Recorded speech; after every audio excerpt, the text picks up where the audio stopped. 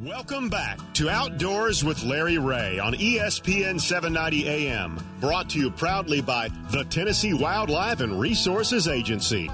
Hey, welcome back to Outdoors with Larry Ray on ESPN 790 here in Memphis, Tennessee, 92.9 HD FM, and all you folks in Brownsville on 1520 AM, 95.3 FM, and, of course, in Jackson on News Talk 101.5. On this first Saturday in December, Gene Smith, Dave Gabbard are our co-hosts. We've kind of breezed through it, what we call the fastest 90 minutes in outdoor radio programming, and saved what I think is the best for the near end here, talking to a man that probably knows more stories about me than anybody else, unless that other person might be Tommy Aiken or Steve McAdams, but Jim Perry. And I didn't know a lot about Jim until the first time I was in the boat with him. Then I knew I shouldn't have been here. But Jim Perry, good morning. How you doing, buddy? Good morning, Larry.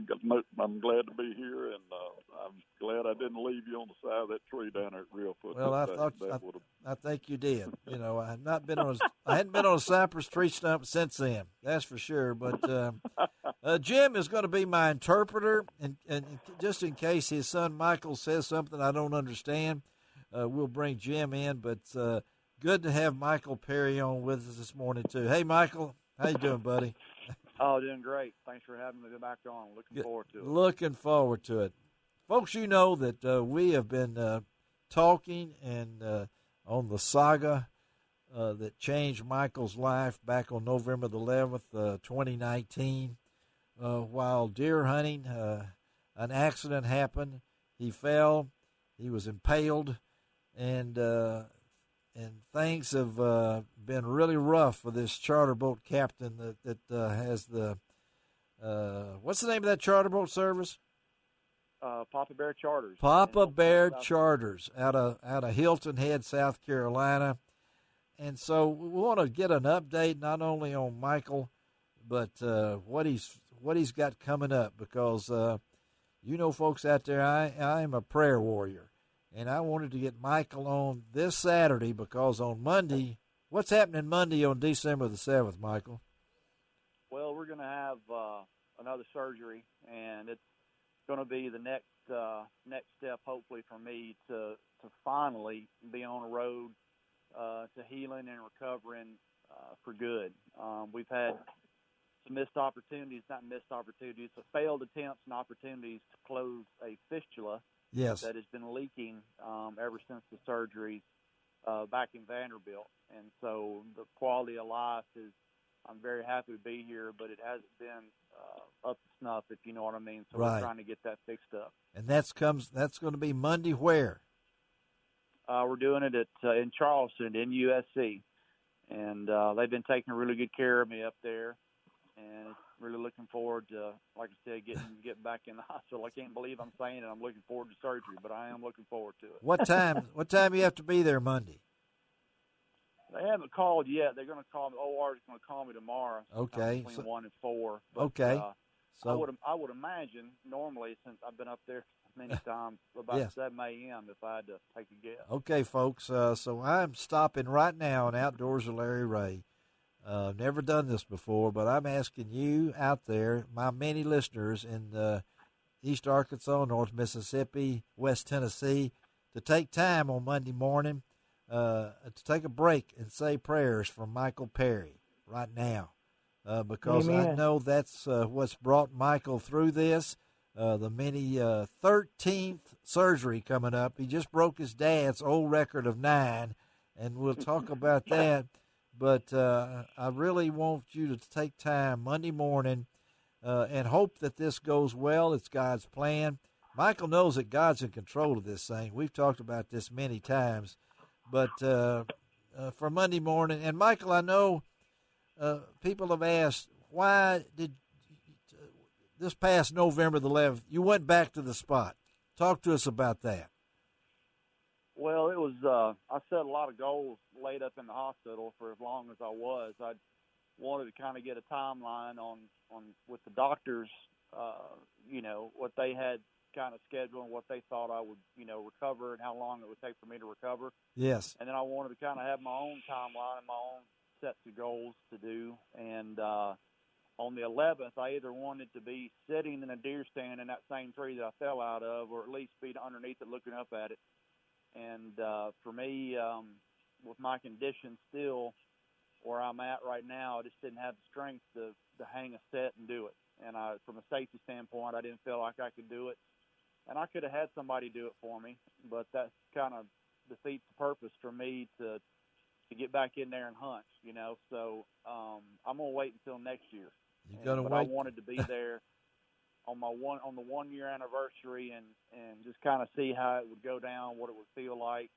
And it was a very good, positive trip, beautiful afternoon. Yes. And we had a great walk going in and talking and conversation and, you know, camaraderie there with my dad and some friends of mine there from Tennessee. And Jason was with me, the guy that cut me off the tree that came to me and got me down. Really? Okay. And it was just one of those moments. A lot of negative energy was left behind, and a brighter light was left, you know, shining forward. So we're definitely looking forward to getting this story back underway with surgery, and hopefully going to be able to start the healing process again. And Jim, I know a lot of folks know Jim from his days in Northwest Tennessee tourism as his guide, and once upon a time a crappie champion was some guy named McAdams, I think. I don't know who was in the front of the boat or not, but took me under his big wing when I first started Commercial Appeal in April of 1988. One of the first people I met was Jim Perry. And it was many, many years, I'm truthful, that before I ever realized that Jim was missing a leg, part of a leg. I can't remember which one it was, but he also introduced me to a guy who had a dog with 3 legs. So I was just, there was something about legs. But Jim had an accident, in a racing car accident when he was 39 in 1966, has had nine surgeries. So talk about the strength of Michael through this, Jim. Well, you know, of course, needless to say, you know, I'm proud of him and really blown away, you know, amazed by his mental strength, so to speak, and, you know, the way he's handling it, you know, mentally, and the goals. And he's been through, you know, he's been through so much, and of course, unfortunately, we can't show all the pictures and the videos and everything, you know. And him at Vanderbilt up there, 2 months, yes, and 12 surgeries and or whatever it was up there. It might have been fewer than that because he's had some at Charleston. But anyway, you know, I can't say enough about it, and I'm blown away. He's done far more, you know, than I did. Of course, I was young, 27 years old, and whatever it was, 1966. Okay, yeah.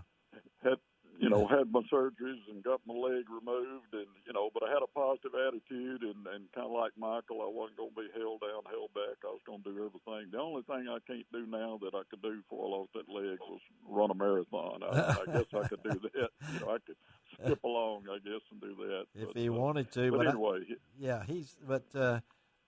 Michael, I guess this is when you find out who your friends are, and you've got a lot of friends, buddy. I mean, what they've done for you, not only the charter boat captains there and everything like that.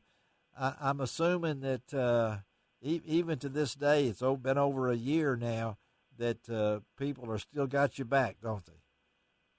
Yeah, it's been definitely, truly overwhelmingly humbling, if there's a word that I can describe it. And you know, for me, you know, the friendships have always been solid, you know, for a lot of my boys that helped me out. And of course, my dad, my family, my wife's family.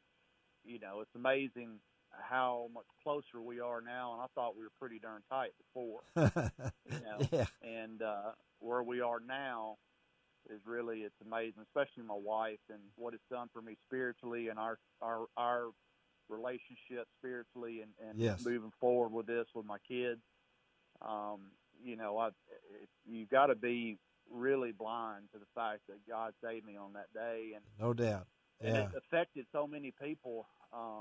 You know, I can just sit here and take up all the rest of your time and probably a few more shows later with, you know, what it's done for people spiritually and what it's done for people just, you know, having rough times and need to dig out of a bad hole, and looked at me and looked at what I've been through and, you know, just absolutely just picked themselves up and got on with it, you know. Well, because, I know your wife, Sarah, your two kids, Audrey and Olivia, they have become Facebook famous through their efforts of keeping us all posted and what's going on. And I know Monday's a big day for you. And so that's I really appreciate you taking time on this Saturday morning to let us reach out to you. I got two words. What's that, Gene? Endeavor to persevere. Endeavor to persevere. That would probably describe Michael Perry. Amen. I think that. Well, I appreciate that. Because appreciate that very much. The things that go through with this thing. So I wanted you to know, and of course your daddy knows that too. We joke around a lot and everything, but there's a lot of people here pulling for you in this area, West Tennessee. It just seems like the other day that I still have that picture your dad sent me of us walking out of the duck blind. I don't know where I got that camo, but boy, that was a bad one, you know. So I think I probably bought it from Jim Perry. He probably brought it along for me. It's amazing anybody ever kill a duck wearing it. Yeah, is that right? I noticed you were a lot more dressed up than I was, you know. So, but we get to this. And Jim, I know. Would you please let us know? You know, and I know Sarah will keep posting things. Michael, that those of us in the Memphis area and all throughout West Tennessee will know a lot about Papa Bear charters and what's going on. I know that we're with you, buddy. On and your dad has to bring. It's Pearl Harbor Day too. Okay, I mean he brings. There's got to be a story. There's got to be a story or a line or something in there. He had it on Veterans Day, and they're going to have this major surgery on the 7th, which is Pearl Harbor Day. So that's got to mean well, something. Maybe it's I don't know. Truly having a warrior's heart, you know. That's what it's going to be, buddy, and that's what it's going to be. And we're going to celebrate December the 25th, and we're going to have good vibes. Okay, buddy. That's all right. There you go. Well, thank y'all both for being with us. Just a few minutes, this, folks. Remember that Michael Perry, Monday morning in Charleston, and Jim. Our prayers go out to you and the entire Perry family. Okay, buddies. All right, thank you, buddy. I appreciate it. Appreciate both of you guys. Okay, Michael, we're with you all the way, buddy. What'd you say again, Gene Smith? What'd you call it? Endeavor to persevere. Do it, Michael. Okay. There you go. Endeavor, that's right. I'll have it on the tip of my tongue throughout this whole thing. Now, I really appreciate that. Okay, and Michael, I'm going to come over there and deep sea fish with you sometime, but I only troll in 5 feet of water. Okay, so let's just don't make it too much, because I'm afraid you'd leave me on some one of those little dinghies out there or something, knowing your daddy. Yeah, okay. They don't call it the low country for nothing. We can catch fish in 5 feet. I know you can, but there's no cypress trees where I'm going with you. Okay. All right. Y'all have a great one. We'll be thinking about you. All right, man. All right. Thank you later. Thank you. All right. Let's take a break. Hard act to follow. Be right back on Outdoors of Area.